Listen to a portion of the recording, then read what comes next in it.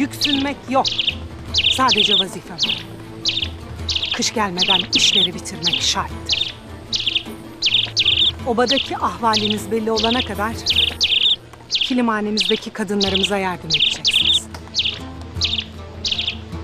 Öyle midir Selcan Hatun? Doğrudur Aytolun Hatun.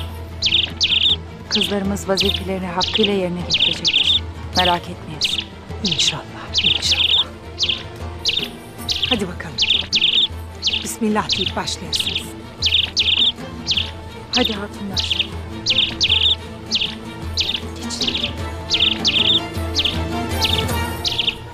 Buraya geç. Yardımcı ol ablaya.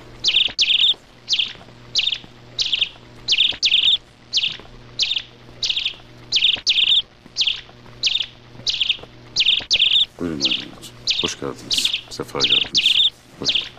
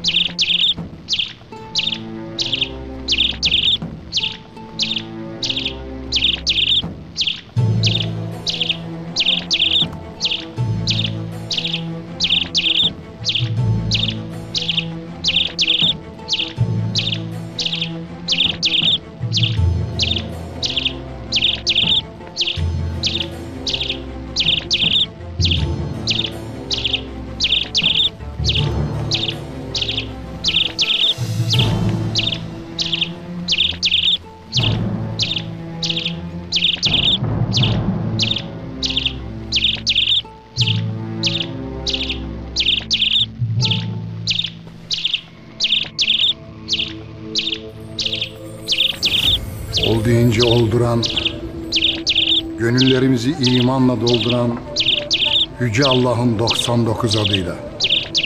Ya Bismillah. Söz senindir Haymi.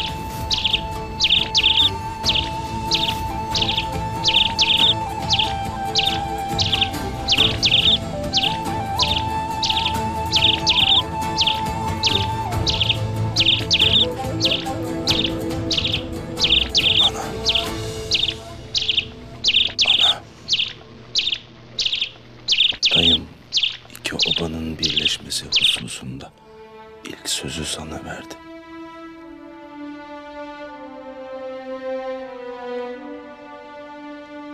Evvela otağınızı, gönlünüzü bize açtınız. Allah sizden razı olsun. Gün akşamlıdır derler. Vakit tez geçer. Düşmanımız bellidir. Onun için birlik olmak evladır. Ben derim ki bir olalım, iri olalım, diri olalım. Sağ olasın Hayme bacım. Şayet iki oba birlik olursak Moğollardan gelen baskınlara dayanmamız daha kolaydır. Allah'ın izniyle Sultan Alaaddin'in orduları kış bitince burada olacak. Lakin o zamana kadar hayatta kalmalıyız. Birlikten kuvvet doğar. Lakin bu oba nasıl idare edilecek? Vazifeler nasıl paylaşılacak?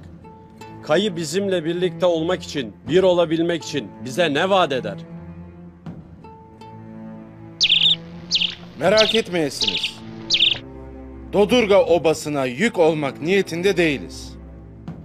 Bilenleriniz bilir. Kilimhanemiz yandı. Lakin marifetli kadınlarımız elbet yenilerini yapacaktır.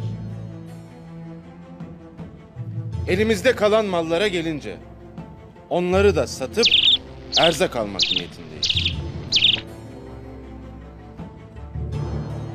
Obanın idari toyu benim otağımda toplanacaktır.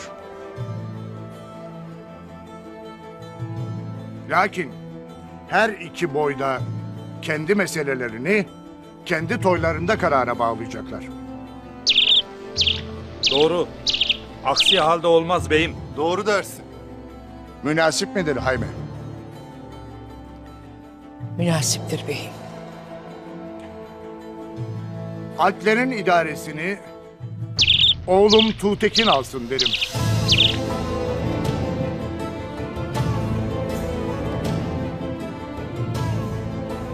Uygun mudur? Anlaşılan siz her şeyin kararını önceden almışsınız Korkut Bey'im.